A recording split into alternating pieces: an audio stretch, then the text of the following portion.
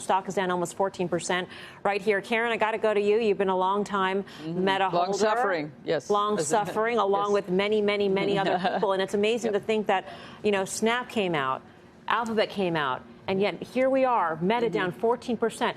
Obviously, it was not de-risked at all going into this quarter. Well, I think if you looked at how it traded right as the earnings came out, the earnings themselves whether they beat a little on monthly users, that was a tiny bit of noise. When you have a multiple of like 11 or 12, it shouldn't move this much. But what really happened was this idea of the spend and the operating expenses. And that's just been terribly disappointing. And I think that the reaction is all due to that, right? On any reasonable basis of valuation for a company like this, it's now trading under 6 times EBITDA, which is insane. It's probably, 10, 11 times earnings. We don't know exactly what earnings are going to be, but there is still a gigantic business there. But I don't know what the valuation is now on this stream of, the market is putting a bigger and bigger negative valuation on that stream of spend. And, there was that altimeter piece I thought was really interesting. It's not possible, even if Zuckerberg wanted to do every single thing in it, that would have gotten done by September 30th quarter end. Sure. Right? So I really want to hear the call. Obviously, the spend, the outlook is, that But didn't we know about the spend? Didn't we know it? So everything, so to your point, so I bought it today, so I'm a short-term pain holder of it. I bought it because I thought it was all de-risked. Right. For everything that you opened up the show with, I thought was already in the stock price. We already knew about $10 billion in spend. Yes. Right? So all the stuff that you just said, though, was even on top of it, which is, this is an amazing change for me because it was down 61% before they even printed. It's already there. What are we looking at? It's scary. That's my point. Is like, does this go down 90%? Because the next support in the stock is a lot lower than where we're at right now. Right. On this conference call, which is 4 minutes in at this point, Guy, in this environment, you want to hear companies battening down the hatches. To hear that headcount is going to be flat is sweet. But in terms of their spend, it's still enormous in this environment. Yeah, the reality for them is, in fact, their Reality Labs, which is an unmitigated disaster. Karen and Steve spoke to it. Just for perspective, operating margins this quarter last year was close to 36% for Facebook. Came in this quarter 20.4%, which was still lower than the street was expecting. That's a disaster when you have effectively half the planet on your platform, which is, if you think about it, that's remarkable. And average revenue per user, down in North America, down in U.S. and Canada, not good, obviously. There's really nothing to like here except the following, to Steve's point.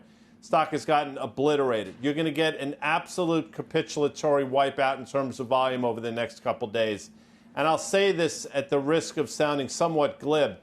The setup over the next couple weeks, couple months in Facebook, I think, because we're going to sort of tread along the bottom here, is going to look exactly how Netflix looked this spring when it trudged along around 185, 190. You could finally make a compelling case on valuation. Now, almost $118 later in Netflix, you see what can happen. So there's going to be a shot here where you can buy Facebook, close your eyes, volume capitulation, stay in it for a couple months, and you're going to be rewarded. For the Netflix metaphor to work, though, Guy, don't we need to have the equivalent of the ad-supported streaming platform? What would that equivalent be for Facebook at this point? Stabilization, the ability to show maybe there's some light at the end of this. Right now, it's the old saying. They're throwing good money after bad money, for a gambling analogy. $10 billion is not an insignificant. By the way, they're also buying back stock at a pretty ridiculous pace, which clearly isn't working out all that well either. So not a lot to like here. You got to wonder in the C-suite what they're talking about, because they're making a huge bet, not only on the future of the firm, but think about this quickly. Facebook is in 332 ETFs. So there are people out there right now say, thank God I don't own Facebook. Guess again. You probably do. Yeah. How about, I know you want to get Bono in it, but how about if you cut the spend, when you said, what do they want to hear? What happens if you cut that spend, and to Guy's point with the buyback, if you take that extra money and buy back stock at this point, you place your flag in the sand and say, this is a tremendous, our stock is on sale. we're going to take that $10 billion and we're going to spend $8 billion of it and buy back stock. So let's pose that question to Bonawyn. Would that make you feel better? If what Steve said happens, Bonawyn, would you think that this is a buy here, or is it a trap? Value trade or value trap? It comes down to the same question almost every single night for all of these stocks, but in particular for Meta, which is now trading at a forward PE of 12. Yeah, so there's a couple of questions there, but to get to your first one, no, I honestly think that would be more of a value trap, and I would lose even more faith in management. And make no mistake, the move today after hours after earnings is an indictment of management. Now, let me be a bit more succinct here in my answer.